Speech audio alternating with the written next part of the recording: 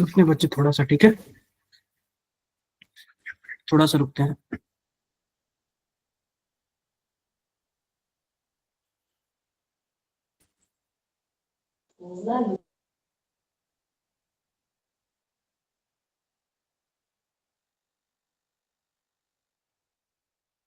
थोड़ा सा रुक जाओ बच्चों आप लोग। Good evening sir. Good evening Nandini, good evening.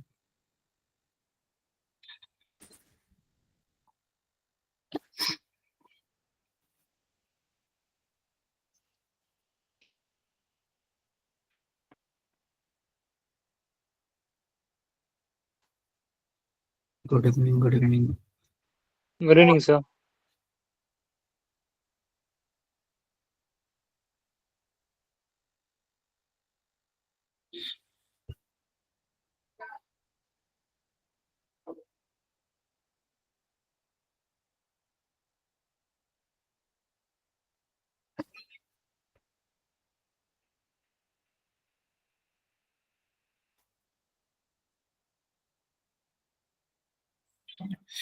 Good evening, good evening. 2 minute और रुकते हैं, बाकी बच्चों को भी आने देते हैं, ठीक है।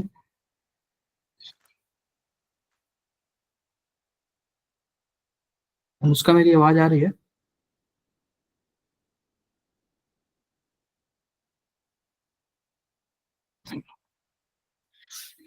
मेरी आवाज आ रही है? Yes sir. Yes sir. ठीक है, थोड़ा सा रुकते हैं।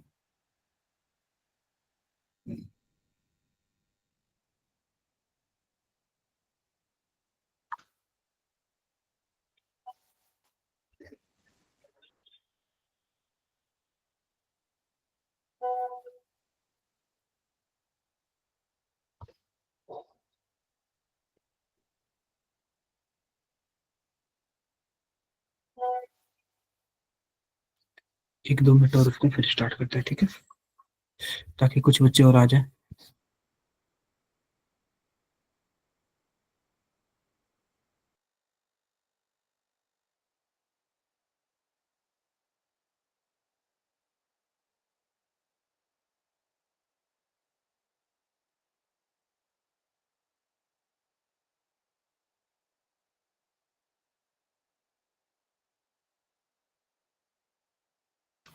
Hello Varun. Good evening sir. Reducing और नॉन रिड्यूसिंग से क्वेश्चन तो आते हैं, अगर बनेंगे तो आएंगे, ठीक है। तो चलो स्टार्ट करते हैं अपनी क्लासेस, ठीक है। तो आज हमारा है जो चैप्टर है वो क्या है, बायोमोलिकुल्स, ठीक है। क्या सबको स्क्रीन शो हो रहा है? बताओ। Yes sir. बायोमोलिकुल्स में हमें क्या क्या पढ़ना है? कार्बोहाइड्रेट्स पढ़ना है, प्रोटीन के बारे में पढ़ना है, विटामिन के बारे में पढ़ना है, न्यूक्लिक एसिड के बारे में पढ़ना है, एंजाइम के बारे में पढ़ना है। ये सब चीजें हमें क्या करनी है, पढ़नी है, ठीक है। कार्बोहाइड्रेट्स में भी हमें बहुत चीज के बारे में पढ़ना है, मोनोसैकेराइड, डाइसैकेराइड और पॉलीगोसैकेराइड, ठीक है।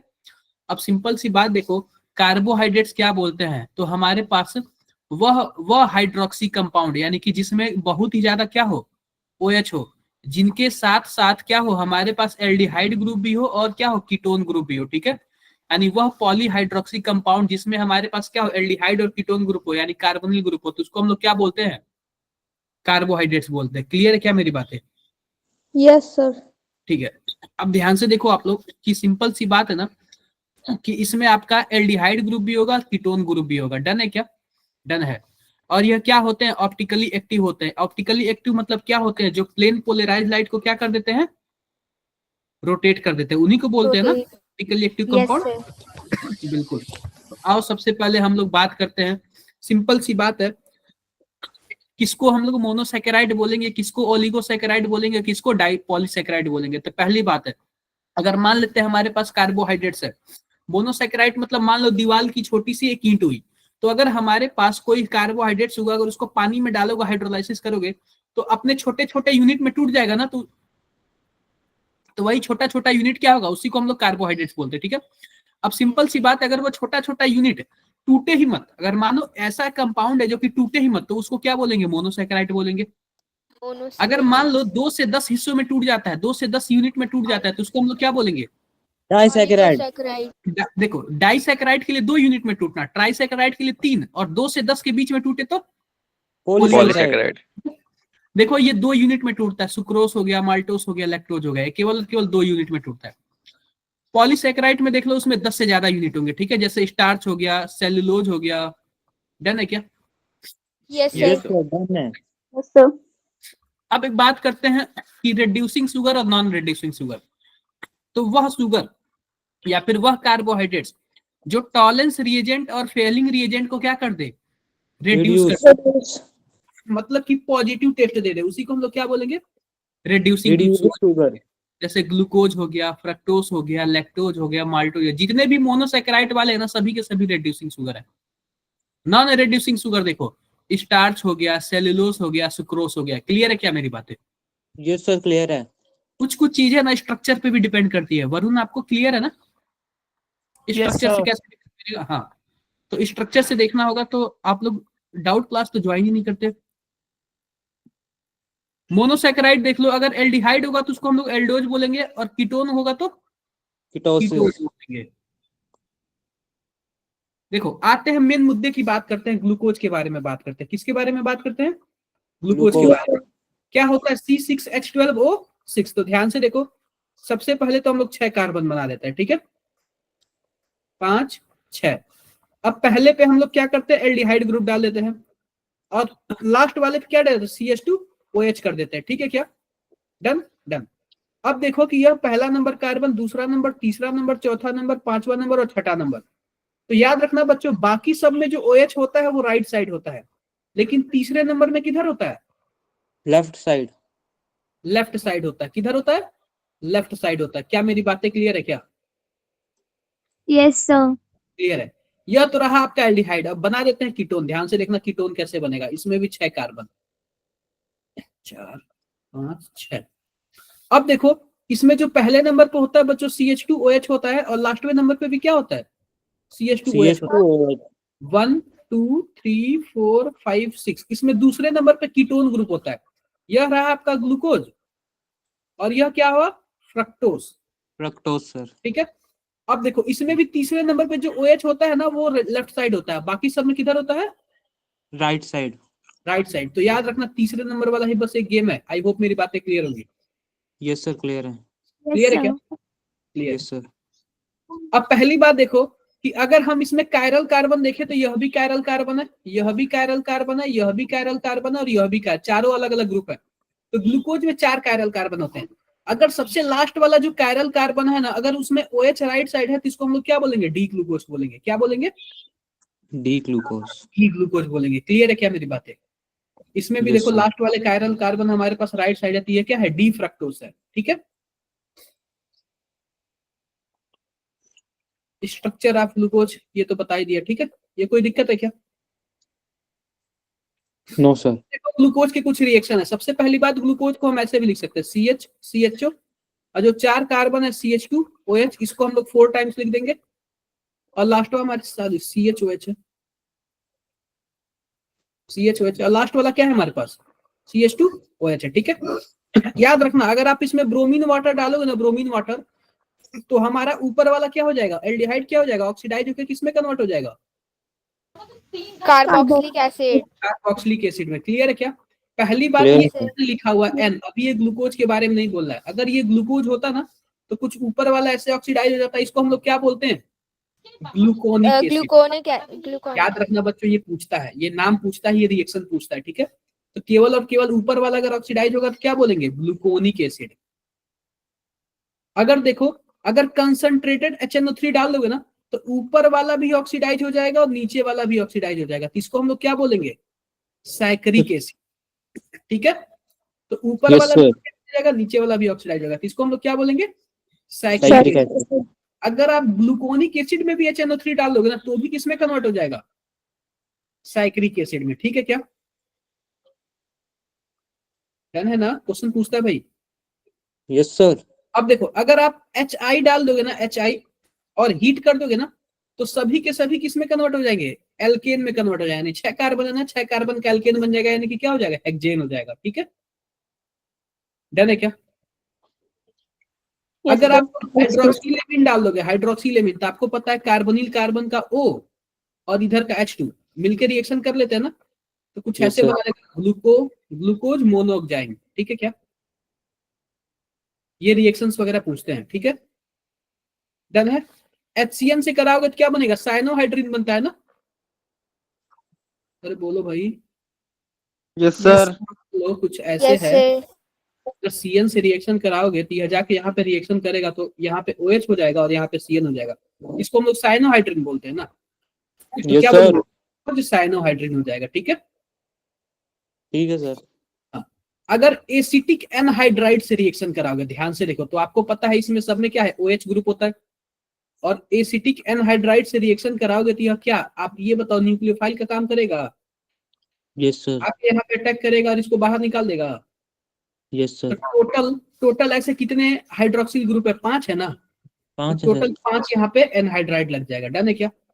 सर। यस सर, डन है। डन है। ये रिएक्शंस आप लोग देख लेना। चलो फटाफट जरा आंसर बताना इसका, फटाफट बताओ। ऐसे क्वेश्चन आते हैं ना, तो सबसे प्लस पॉइंट क्या होता है? अगर 2 3 भी दो भी आता हो ना, तो आंसर मिल जाता है हमें इजीली। बता दो ऑप्शन क्या। A option. सिंपल सी बात, अगर HI डालोगे तो N हेक्सेन बनेगा। Yes sir. HNO3 डालोगे तो साइक्रिक एसिड। देखो ये साइक्रिक एसिड थोड़ा ऑप्शन गलत दिया होता, ठीक है, कर लोगे ना? यस सर, कर लेंगे। ये 24 में पूछा हुआ था, देखो यहाँ पे साइक्रिक एसिड है, 24 में पूछा हुआ था क्वेश्चन ये। तो बोला ना रिएक्शन से क्वेश्चन आते हैं। डन।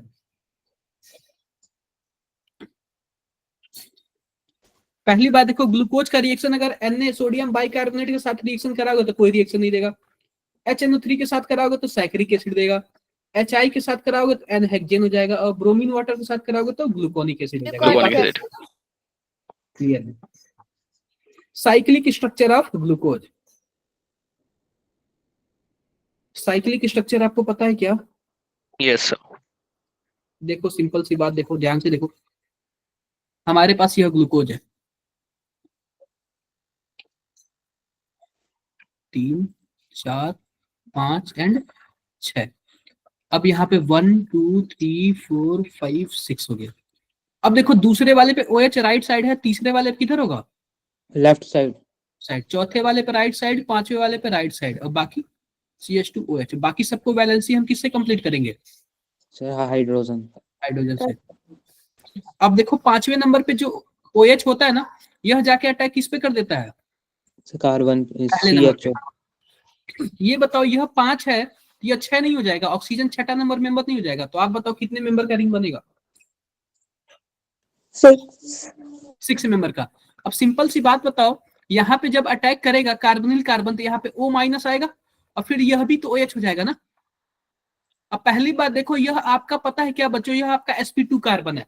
यह OH चाहे ऊपर से अटैक कर सकता है, चाहे नीचे से अटैक कर सकता है। आप बताओ, तो इसमें भी तो 2 प्रोडक्ट बनेंगे ना। यह OH चाहे लेफ्ट में जाएगा, चाहे राइट में जाएगा। हो सकता है कि नहीं हो सकता है? Yes sir. हो सकता है। तो आओ साइक्लिक स्ट्रक्चर बनाते हैं। आप बताओ 6ठे नंबर पे क्या है? ऑक्सीजन। बोलो, यह 6ठा नंबर है, यह पहला नंबर है, यह दूसरा नंबर, तीसरा नंबर, चौथा नंबर और 5वां नंबर। कुछ ऐसे कर सकते हैं क्या? अब ध्यान से देखना बच्चों, अगर OH राइट साइड है तो हम उसको नीचे लिखेंगे। OH राइट साइड है तो हम किधर लिखेंगे? नीचे। नीचे लिखेंगे। आप बताओ दूसरे में राइट साइड है? Yes sir. हमने नीचे लिख दिया, और इसको क्या लिख दिया? ऊपर लिख दिया। तीसरे में किधर है? लेफ्ट या राइट? लेफ्ट। लेफ्ट है तो ऊपर लिख दिया। चौथे में राइट। राइट है तो नीचे लिख दिया। 5वें में राइट। राइट। और 6ठे में देखो, 5वां हमारा 6ठा से जुड़ा है ना, तो Yes, सिंपल sir. सी बात, हम क्या लिख देंगे?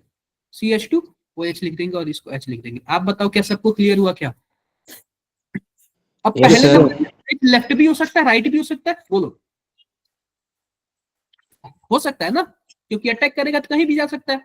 मान लेते हैं अगर राइट हुआ ना, तो OH किधर आएगा? नीचे आएगा ना। बताओ बताओ। अरे जब Yes, राइट नीचे आएगा तो पहली बात तो इसको हम लोग डी ग्लूकोज बोलते ही थे, क्या बोलते थे?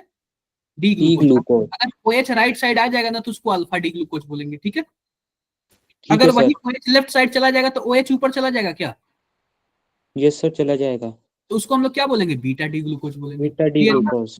आई होप मेरी बातें क्लियर होंगी बच्चों। यह यस स्ट्रक्चर सर। पायरन जैसे दिखता है, इसलिए हम इसको क्या बोलते हैं? ग्लूकोपायरानोज बोलते हैं। क्या बोलते हैं? ग्लूको पायरानोज। बोलते हैं। देखो ये अल्फा डी ग्लूकोज है और ये बीटा डी ग्लूकोज है। किसी को कुछ भी डाउट्स हो तो बताओ। वरुण क्लियर है क्या? Yes sir. डन है बातें मेरी? बताओ। yes, sir. अगर अगर यह फ्री होगा, अगर यह पहला नंबर जो एल्डिहाइड वाला जो पोजीशन था ना जिससे लेफ्ट राइट बना, अल्फा बीटा बना, अगर ये फ्री होगा तो इसी को क्या बोलेंगे? रिड्यूसिंग शुगर बोलेंगे। क्या बोलेंगे? Reducing sugar. तो पहली बात तो मोनोसेकेराइड में तो सब में फ्री होता है, तो सभी मोनोसेकेराइड क्या है? रिड्यूसिंग शुगर होते हैं। डाइसेकेराइड में दिक्कत आती है। अब देखो अल्फा डी ग्लूकोज और बीटा डी ग्लूकोज एक दूसरे के क्या है? बताना जरा। Sir anomer. देखो टोटल यहाँ पे कितने कैरल कार्बन है जरा बताओ। 4 4 कैरल कार्बन है। 4 है ना? अगर पहले Yes, yes, कैरल sir. कार्बन के कॉन्फ़िगरेशन, मानो कि हमारे पास 2 स्ट्रक्चर आ गया, एक अल्फा वाला एक बीटा वाला, तो आप बताओ अल्फा बीटा में केवल पहले पोजीशन में चेंजिंग आएगा ना? अरे एक वाला OH लेफ्ट होगा, एक वाला OH राइट होगा, बताओ यही Yes, होगा sir. ना? Yes, तो sir. ये एक कायरल sir. कार्बन हो जाएगा, यह भी एक कायरल कार्बन हो जाएगा, ठीक है? अब मैं आपको एक बात बताता हूं, अगर अगर हमारे पास पहले कार्बन के कॉन्फ़िगरेशन में चेंजिंग आए, लेफ्ट राइट आ जाए OH में, तो इसको हम लोग क्या बोलेंगे? एनोमर बोलेंगे। क्या बोलेंगे? एनोमर। अगर पहले कार्बन कायरल कार्बन में आए, सॉरी पहले में आए, तो इसको क्या बोलेंगे? ईपीमर बोलेंगे। क्या बोलेंगे? ईपीमर। क्या बोलेंगे बताओ? ईपीमर। 1 मिनट यार, कंफ्यूजन हो गया। पहले में चेंजिंग आएगा सॉरी, तो एनोमर बोलेंगे। क्या बोलेंगे? एनोमर। अब पहले छोड़ के किसी में भी चेंजिंग आए तो उसको हम लोग क्या बोलेंगे? एपीमर। क्या?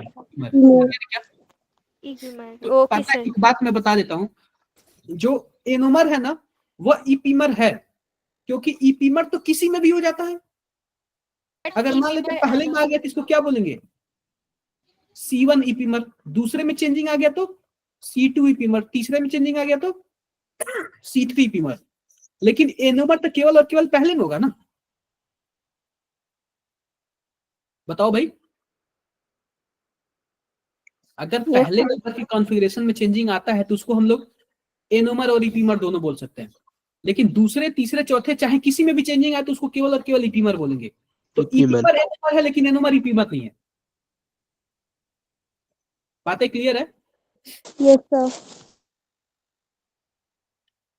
चलो जरा बताओ अल्फा डी ग्लूकोज और बीटा डी ग्लूकोज के कौन से नंबर में चेंजिंग आता है?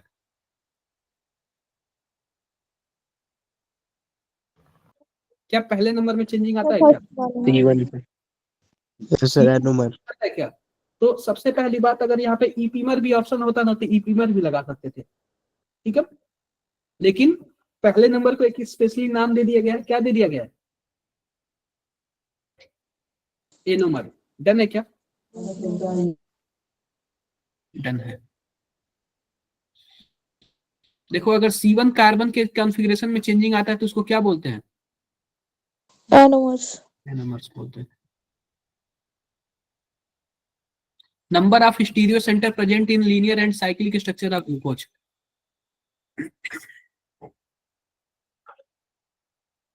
अरे स्टीरियो सेंटर मतलब कायरल कार्बन। देखो लीनियर वाले में 4 कायरल कार्बन होता है, और वही अगर साइक्लिक बन जाता है तो पहले भी तो कायरल कार्बन हो जाता है ना, उसमें भी तो OH आ जाता है ना। Yes sir. तो लीनियर में 4 और साइक्लिक में 5। ये क्वेश्चन आ सकता है, क्वेश्चन आ सकता है। डन है क्या? देखो लीनियर में आपको 4 दिख रहा है क्या? 4 स्टार। साइक्लिक में देख लो कितना दिख रहा है? पहला नंबर भी हो गया 5। फ्रक्टोस भी मैंने आपको बता दिया क्या? देखो फ्रक्टोस का देख लेते हैं आओ। और सिंपल सी फ्रक्टोज का देख लेते हैं, क्या था फ्रक्टोज, CH2OH था, C double bond O, C तीसरे वाले में लेफ्ट साइड था, फिर क्या था फोर्थ वाले में राइट साइड था, फिर क्या था पांचवें वाले में भी किधर था, राइट साइड। और छठे में कुछ ऐसे था, ऐसे था ना। इसमें भी Yes, पता है क्या 1 2 3 4 5। अब इसमें भी बच्चों ध्यान से देखना, जो पांचवें नंबर का जो OH है ना, ये कहाँ पे अटैक करेगा, इस पे अटैक करेगा। तो आप बताओ कितने मेंबर की रिंग बनेगी, देख के बताओ, देख के बताओ कितने मेंबर की रिंग बनेगी, 5। बताओ।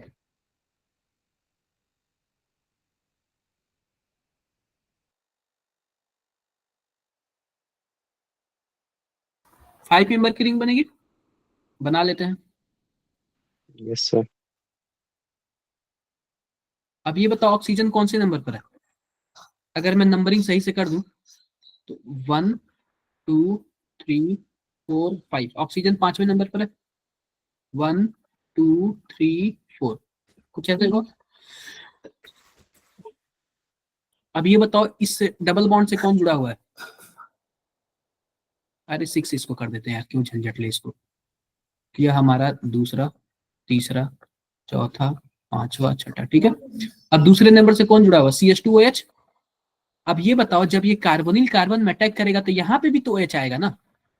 अब OH लेफ्ट जाएगा कि राइट जाएगा, ठीक है। अगर मान लो राइट गया तो OH किधर आएगा, नीचे। Yes sir. और ऊपर कौन चला जाएगा, CH2OH। तीसरे में OH किधर होता है, ऊपर होता है ना, सॉरी लेफ्ट होता है ना। चौथे में राइट होता है तो नीचे आएगा। डन है क्या, Yes, sir. कोई डाउट है किसी को? Yes, sir. कोई डाउट नहीं। तो इसका इसका जो बच्चों फोटो होता है ना, वो पायरोन जैसे होता है, तो इसको हम लोग क्या बोलते हैं, फ्रक्टोज पायरानोज, ठीक है, फ्रक्टो पायरानोज। क्लियर है मेरी बातें, डन हो गई होगी यार, बना लेना है यार आप लोग। दिख रहा है क्या ये, इसमें भी अल्फा बीटा, अगर मानो OH नीचे है तो अल्फा, OH ऊपर है तो बीटा।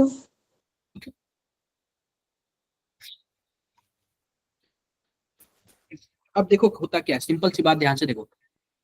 हमारे पास होता है सुक्रोज, क्या होता है, सुक्रोज, जो प्लेन पोलराइज लाइट को 50% 65 डिग्री क्या कर देता है, पॉजिटिव की तरफ घुमा देता है।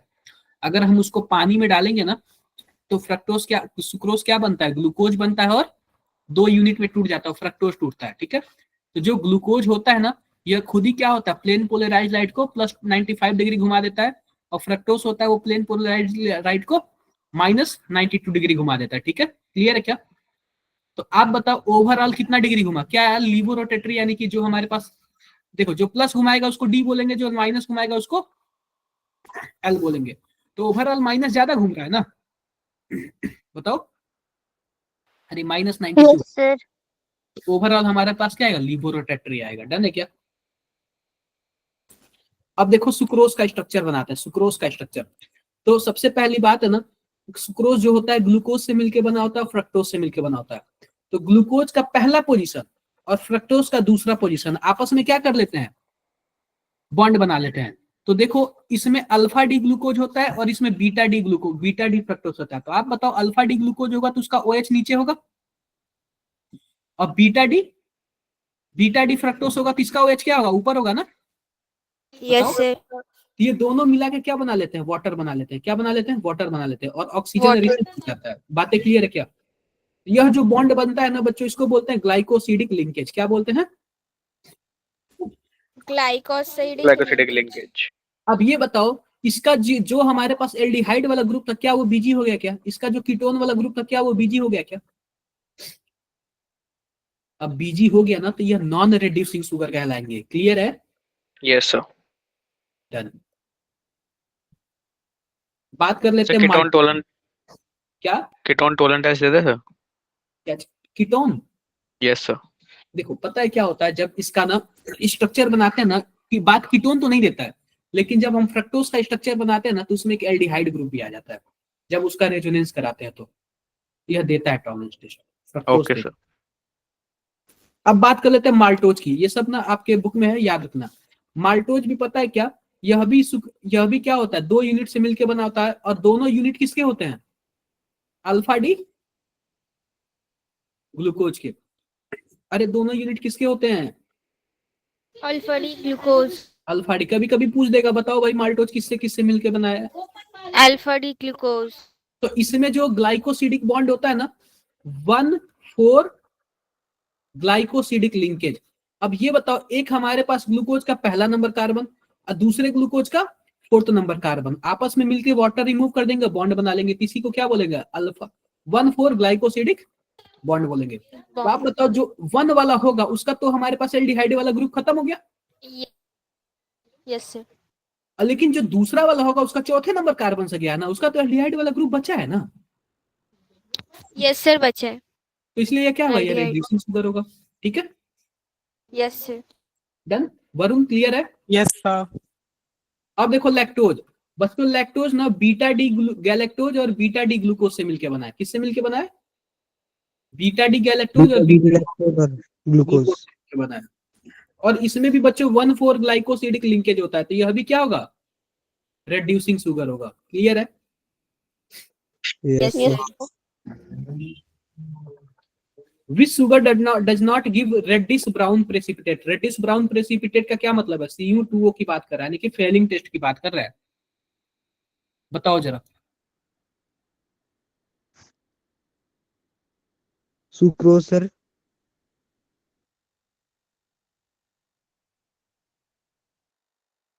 क्या? सुक्रोज। देखो पहली बात ना, कि भाई वही वही केवल रेडिश ब्राउन देगा ना, जो क्या बोलते हैं फेलिंग और टॉलरेंस टेस्ट को रिड्यूस कर देगा।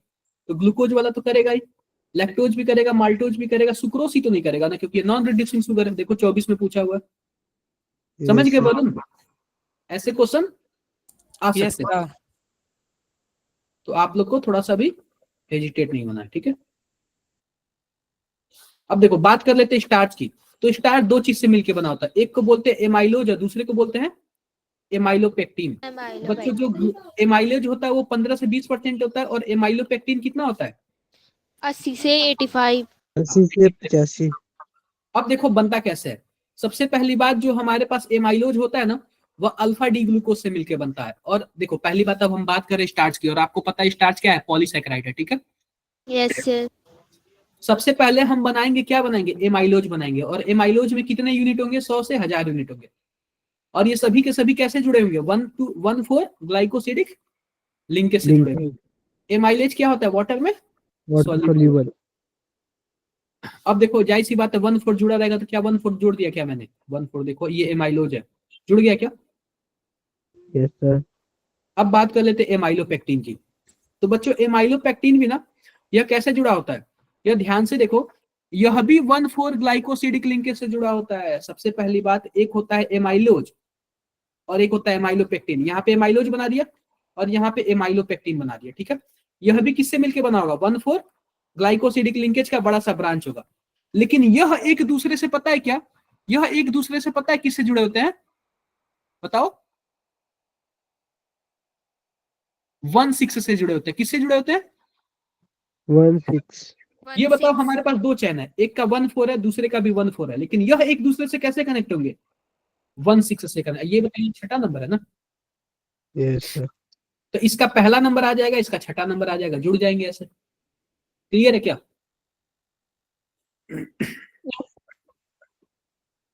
ये और एमाइलोपेक्टिन क्या होता है? वाटर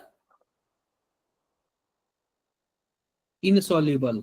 एमाइलोज वाटर सॉल्युबल होता है, और एमाइलोपेक्टिन क्या होता है? Water insoluble. देखो भाई, देखो इसका पहला है और इसका छठा है, जुड़ा है क्या? देखो, अरे बोल दो भाई। जी सर। Yes sir. यह यस आपका सर। एमाइलोज होगा और एक एमाइलोपेक्टिन होगा, और एक दूसरे से 1,6 से जुड़ के क्या बना लिए? स्टार्च बना लिए। ठीक है, स्टार्च बना लिए।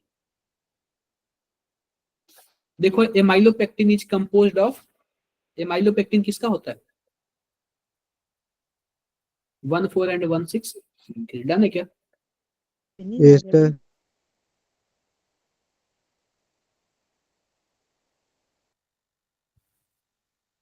सेल्यूलोज किसका मिलके बना होता है?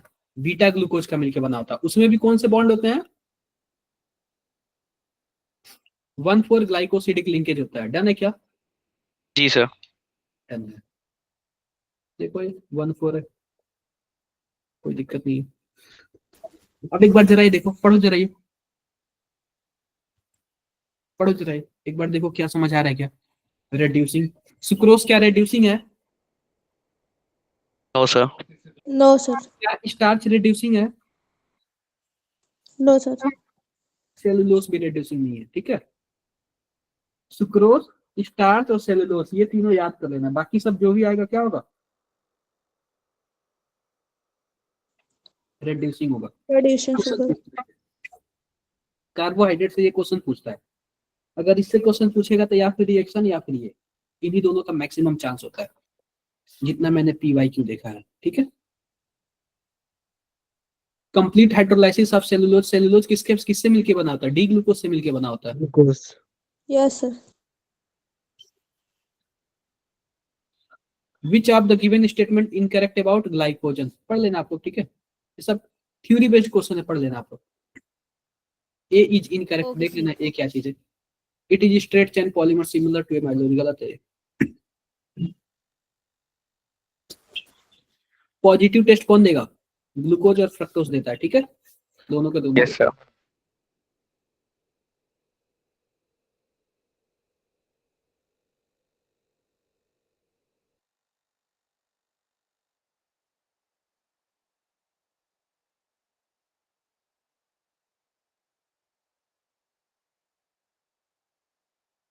सर स्क्रीन विजिबल नहीं है सर।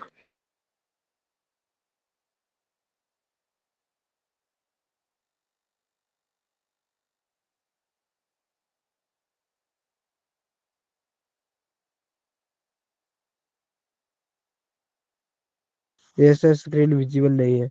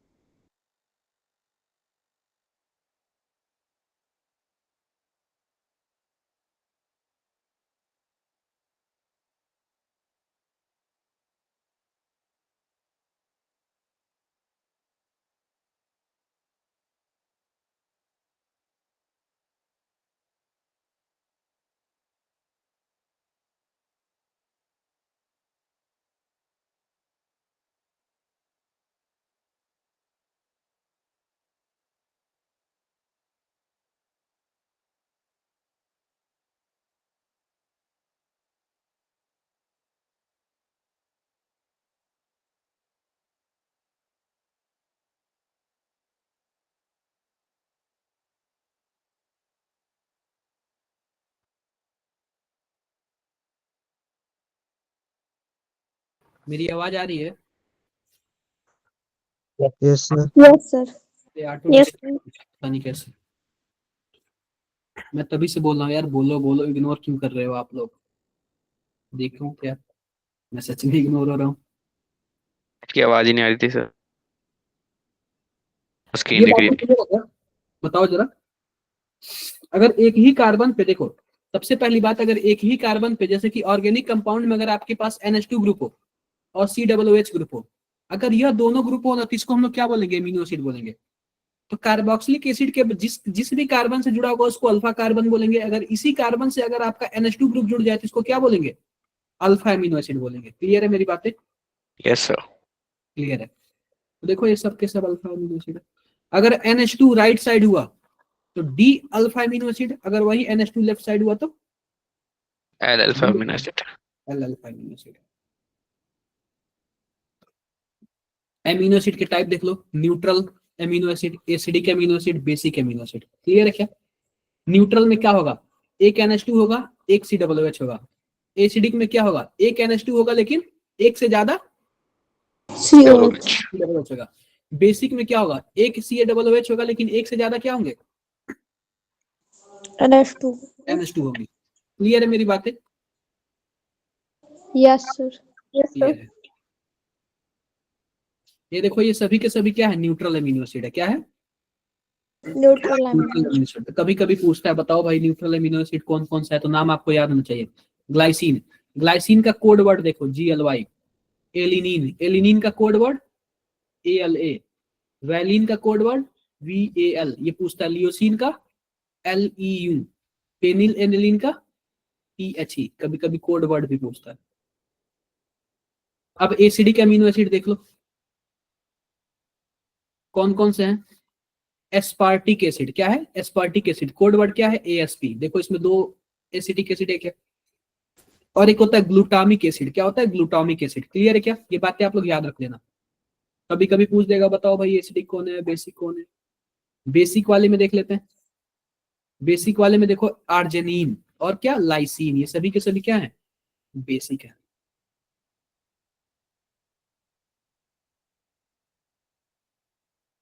देखो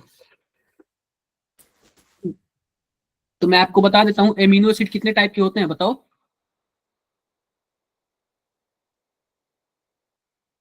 एमिनो एसिड कितने टाइप के होते हैं, 2 टाइप के सर। एक होता है इसेंशियल वाला और एक होता है नॉन एसेंशियल। तो आओ देख लेते हैं इसेंशियल का क्या सीन है।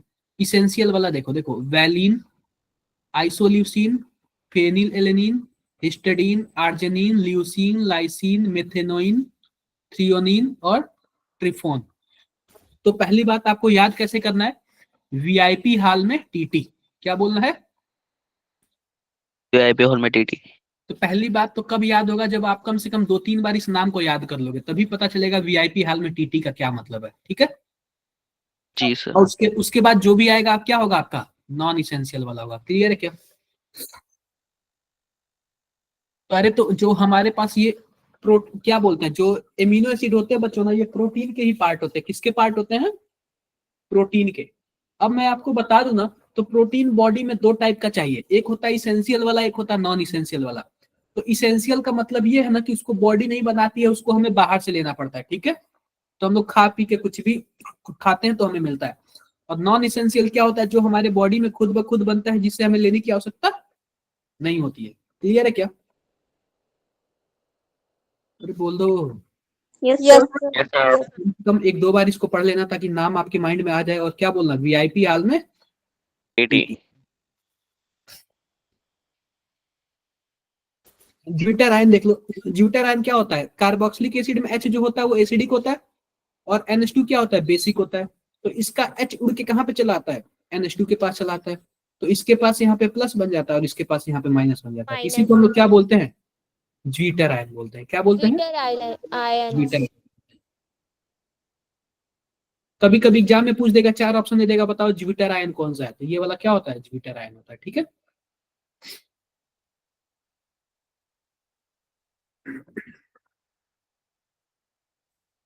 पेप्टाइड बॉन्ड, 2 एमिनो एसिड जुड़ते हैं ना तो उसको हम लोग क्या बोलते हैं, पेप्टाइड बॉन्ड बोलते हैं। क्लियर है क्या। अब जैसे कि मान लो एक एमिनो एसिड कुछ हमारे पास ऐसे है, या कार्बोक्सिलिक एसिड वाला है, या NH2 है, और यहाँ पे R ग्रुप है, यहाँ पे H है। ठीक है क्या। अब दूसरा देख लो, दूसरा भी तो होगा ना हमारे पास कार्बोक्सिलिक एसिड, ध्यान से देखो।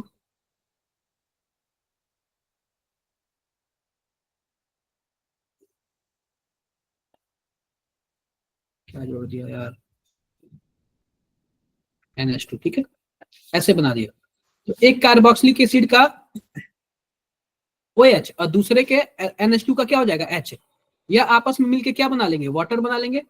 कार्बोक्सिलिक एसिड के कार्बोनिल ग्रुप से नाइट्रोजन क्या होता है, जुड़ जाता है आपस में। देखो इसी को हम लोग क्या बोलते हैं, पेप्टाइड बॉन्ड बोलते हैं। क्या बोलते हैं,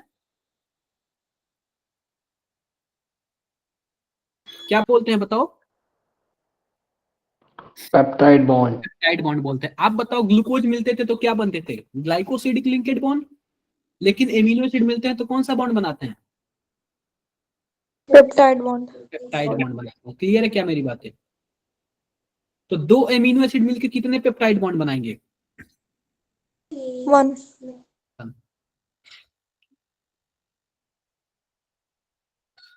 amino acid are optically active compound, all amino acid except glycine and optical. भाई amino acid optically active compound होते हैं, इसलिए ऑप्टिकली एक्टिव कंपाउंड होते हैं ना। आप बताओ, एक पे आपका COOH होगा, दूसरे पे क्या होगा NH2 होगा, एक पे R ग्रुप होगा, एक पे H होगा, तो जाहिर सी बात है ऑप्टिकली एक्टिव ही होगा ना, है ना क्या। Yes, sir. Yes, sir. देखो ग्लाइसिन क्या होता है, ऑप्टिकली एक्टिव नहीं होता, ठीक है। बाकी देख लेना, क्वेश्चंस वगैरह देख लेना भाई। देखो ग्लाइसिन है ये, ग्लाइसिन में देखो एक ही कार्बन पे 2 H आ गए ना, तो ये क्या है, ऑप्टिकली इनएक्टिव है, ठीक है। तो ये क्वेश्चंस वगैरह याद कर लेना। चलो जरा फटाफट बता देना। देखो 24 में पूछा गया ये।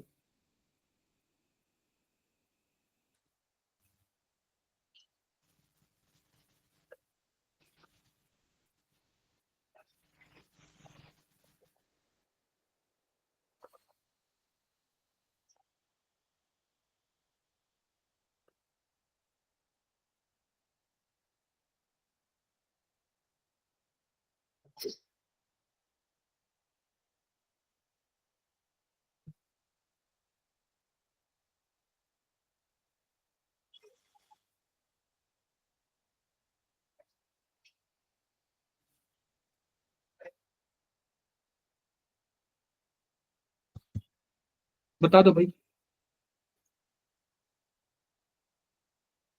पहली बात, न्यूक्लिक एसिड किससे मिलके बना होता है, न्यूक्लियोटाइड से मिलकर बना होता है, ठीक है। सेलुलोज का मैंने आपको क्या बताया था, बीटा ग्लूकोज। स्टार्च का क्या बताया था, अल्फा ग्लूकोज। यही बोला था ना। प्रोटीन किससे मिलकर बना होता है, एमिनो एसिड से। हो नहीं जाएगा क्या। Yes, sir. 24 में पूछा हुआ है यार, इजी क्वेश्चन है ये।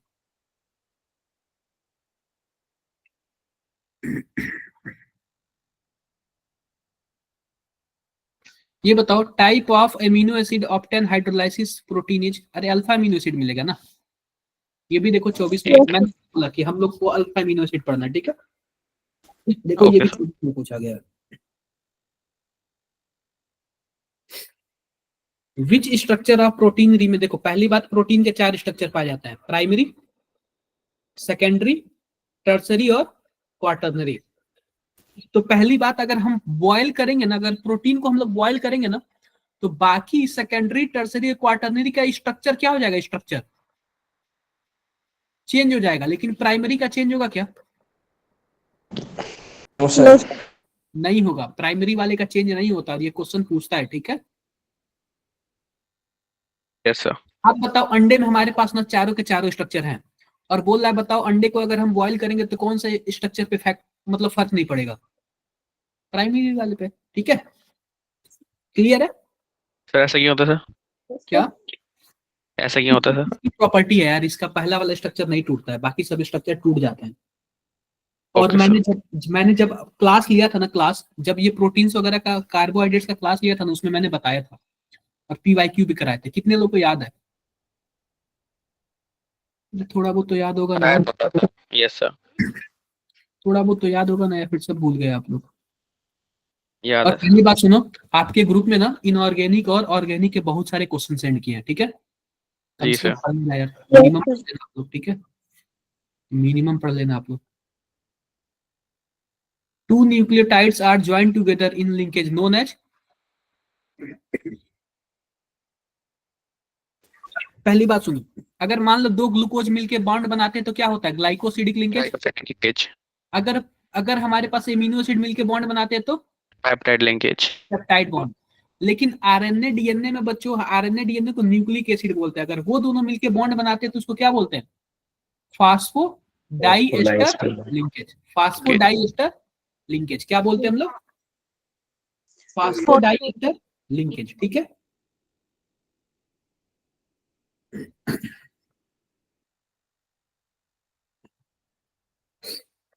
ये बता, देखो लिखा हुआ number of tripeptide bond form by 3 different amino acid. अगर मान लेते 3 एमिनो एसिड मिल गए ना, तो टोटल कितने बॉन्ड बना सकते हैं। तो कभी भी जितने भी पूछे ना, आपको क्या बोलना, उसका फैक्टोरियल कर देना, ठीक है। बोलो, तो 3 का फैक्टोरियल कितना होगा, 3 इंटू 2 इंटू कितना आएगा, 6 आएगा ना। क्लियर है क्या, अरे बोल दो भाई। Yes, sir. अरे आप लोग बोल नहीं रहे हो ना, मुझे लगा कि फिर से मेरा नेटवर्क चला गया।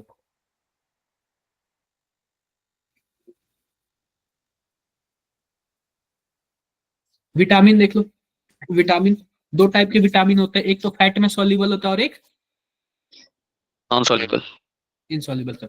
देखो फैट में सॉल्युबल वाला कौन कौन सा है, A D E K, ठीक है। और एक होता है वाटर सॉल्युबल। वाटर सॉल्युबल कौन कौन सा होता है? ताली देते हो ना आप लोग ऐसे? No, sir. हाँ, तो ये क्या हो गया, ये वाटर में सॉल्युबल है। और ADE किस में सॉल्युबल होता है? फैट में। Fat. क्लियर है क्या? Water soluble Yes. आप लोग को इजीली याद हो जाएगा।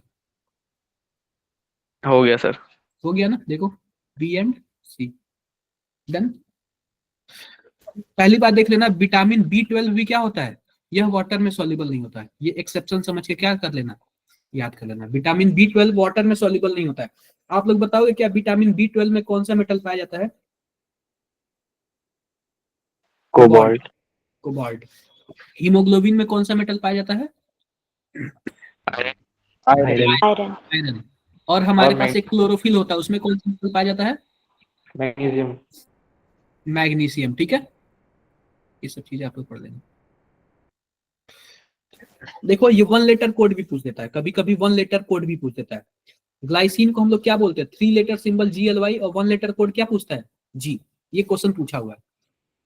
और एलेनिन को ALA और 1 लेटर कोड A। ये आपके NCERT में भी दिया क्वेश्चन पूछा हुआ है।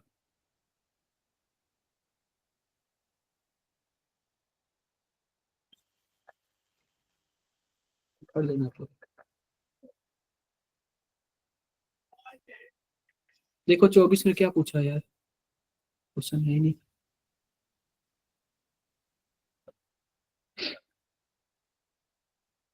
क्या पूछा है? फ्रॉम विटामिन ए इतना इतना इतना, the number of vitamin that can be stored in our body. बताओ बॉडी में कितने स्टोर कर सकते हैं? अरे बॉडी में हमारे क्या होता है? फैट कर लेना यार, देखो कर लेना। फ्रॉम विटामिन इतना इतना, the number of vitamin can be stored in our body. Correct answer 5। कर लेना यार, देखो कर लोगे क्या? कर लेना आप लोग। Nucleic acid. न्यूक्लिक एसिड किससे किससे? DNA और RNA। पूरा नाम डीऑक्सीराइबोज, और इसका राइबोज न्यूक्लिक एसिड। पढ़े हो कि नहीं पढ़े हो? पढ़ा है सर। पढ़े हो। अब देखो एक DNA या फिर RNA कैसे बनता है? उसमें नाइट्रोजनी बेस होता है, डीऑक्सीराइबोज शुगर होता है, फास्फोरिक एसिड होता है। ठीक है, अब नाइट्रोजनी बेस भी दो टाइप का, एक होता है प्यूरिन और एक होता है पिरिमिडीन। ठीक है, तो प्यूरिन दो टाइप के, एक होता है एडेनिन और एक होता है ग्वानिन। और पिरिमिडीन दो टाइप के, एक होता है साइटोसिन, एक होता है थायामीन। क्लियर है क्या? Yes sir. क्लियर है। अब ध्यान से देखो, DNA में क्या क्या पाया जाता है और RNA में क्या क्या पाया जाता है? DNA में पाया जाता है एडेनिन, साइटोसिन, ग्वानिन और थायमिन। और RNA में एडेनिन, साइटोसिन, ग्वानिन और यूरेसिल। याद रखना, DNA और RNA में एक ही बेस का फर्क होता है कि थायमिन की जगह क्या होता है? यूरेसिल होता है। थायमिन किस में होता है? DNA में होता है। यूरेसिल किस में होता है? RNA में। RNA में. अब देखो, अगर केवल और केवल बेस और शुगर मिला दोगे तो उसको हम लोग क्या बोलेंगे? न्यूक्लियोसाइड। क्या बोलेंगे? न्यूक्लियोसाइड। बेस, शुगर और फास्फेट दो तीनों मिला देगा तो उसको क्या बोलेंगे? न्यूक्लियोटाइड। क्या बोलेंगे? न्यूक्लियोटाइड। न्यूक्लियोटाइड। ये कभी कभी पूछ सकता है। और दो न्यूक्लियोटाइड को बीच में जोड़ता है, कौन सा बॉन्ड जोड़ता है? फास्फोडाइएस्टर। अच्छा। अरे फास्फोडाइएस्टर पढ़े ना? यस सर पढ़ा है। पढ़ लेना यार ये तो। अब ना एक पता है क्या, ध्यान से देखना, एक ना कंप्लीमेंट्री नंबर होता है। आपको क्या याद रखना? Apple on tree, car in garage. क्या बोलोगे? Apple on tree, car in garage. तो ए का कंप्लीमेंट्री क्या होगा? T होगा। और C का कंप्लीमेंट्री क्या होगा? अरे बोलो भाई। जी होगा। G होगा। तो आप बताओ इसका सही आंसर क्या होगा? ए के नीचे कौन आएगा? T P। टी। T के नीचे कौन आएगा? A A. ए। G के नीचे कौन आएगा? C C। और C के नीचे G तो क्या सिंपल ऑप्शन है क्या? हाँ। देखो 24 में पूछा हुआ, ठीक है, 24 में पूछा। याद कैसे करोगे? Apple on tree, car in garage. Clear है? Yes, yes sir. सर। कर लेना आपको, ठीक है।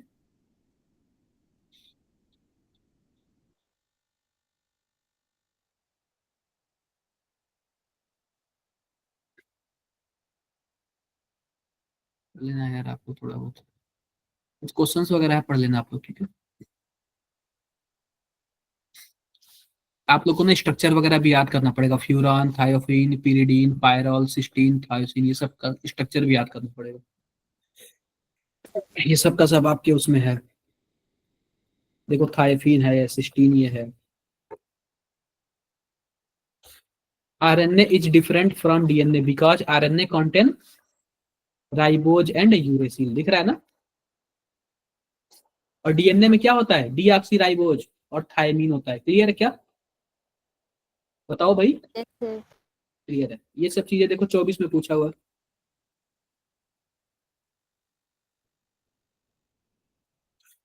Which base present in RNA but not in DNA. तो आरएनए में यूरेसिल होता है, डीएनए में थायमीन होता है, बोलो। Yes sir. ये देखो ये भी 24 में पूछा हुआ, दिख रहा है क्या किस टाइप के क्वेश्चन पूछे जा रहे हैं आप लोग से। तो पहली बात मैं आपसे यही बोलूंगा ना कि जब भी आप लोग बायोमोलिक्यूल्स पढ़ना ना बच्चों, तो आप लोग पीवाईक्यू के थ्रू एक बार आप लोग ना थ्योरी पढ़ लेना और पीवाईक्यू पे जाना, क्योंकि यह यार रटने वाला सब्जेक्ट है, रियली बता रहा हूँ। वरुण क्लियर है तुमको। Yes sir. तो आप पीवाईक्यू के हिसाब से चलना, अपने मन से कुछ भी मत पढ़ लेना, वरना सिलेबस बहुत बड़ा है, फंस जाओगे आप लोग।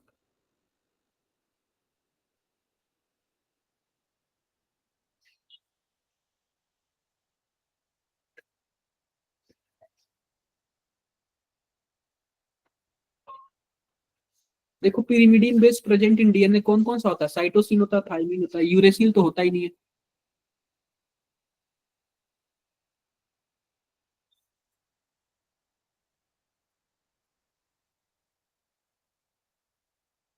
ये सब पढ़ लेना है यार आप लोग, क्वेश्चंस वगैरह, ठीक है। एक चीज देख लो, हेलिकल स्ट्रक्चर डीएनए में क्यों पाया जाता है, क्योंकि इनमें क्या होता है बताओ, हाइड्रोजन बॉन्डिंग। Hydrogen bonding.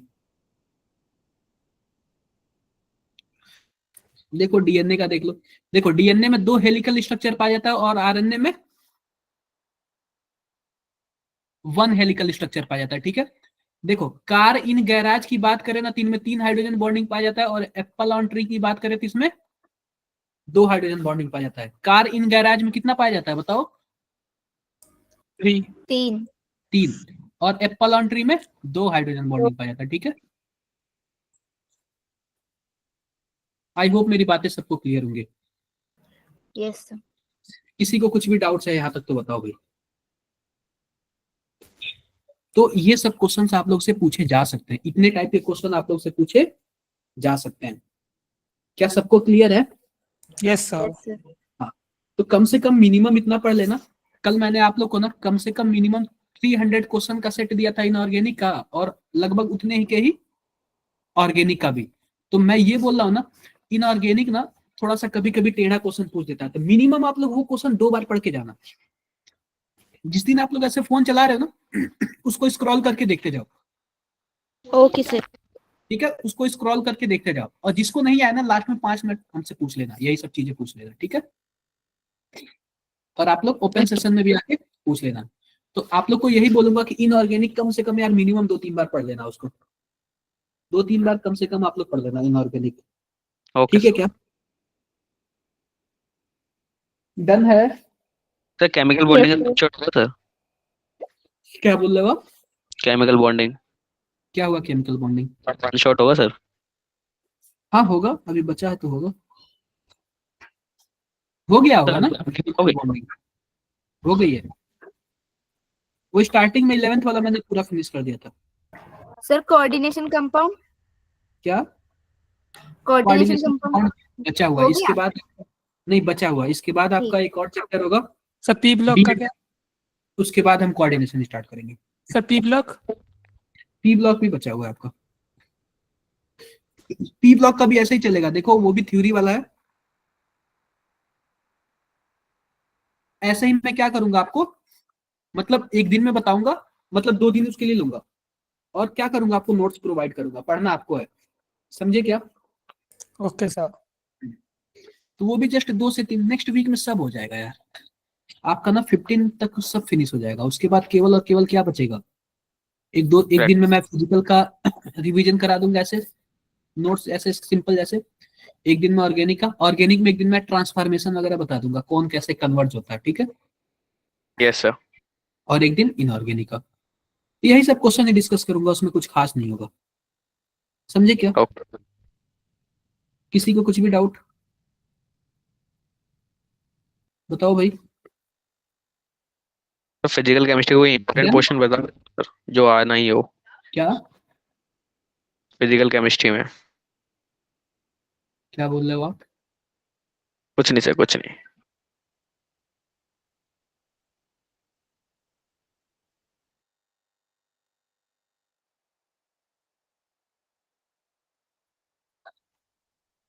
ठीक है, मिलते हैं फिर नेक्स्ट क्लास में आप लोग से। Bye bye. Bye sir. Bye. Okay, sir. Good night, sir. Sir. Bye sir, thank you sir.